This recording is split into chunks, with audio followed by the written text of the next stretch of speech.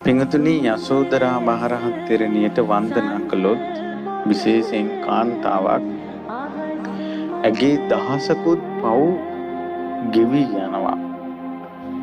එච්චර අනුභවයි යසෝදරා උත්තමාවියට කරන වන්දනාව.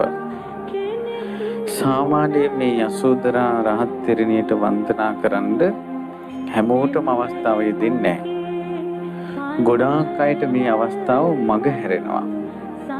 ඒ හේතුව තමයි ස්ත්‍රීන්ට ස්ත්‍රී භව නිසා වෙන දෝෂත් එක්ක කර්ම රැස් වෙනවා. ඒ ස්ත්‍රීන්ට ස්ත්‍රී භව නිසා වෙන දෝෂත් එක්ක රැස් වෙන කර්ම විඳව තමයි ගොඩාක් කාන්තාවෝ සිටින්නේ.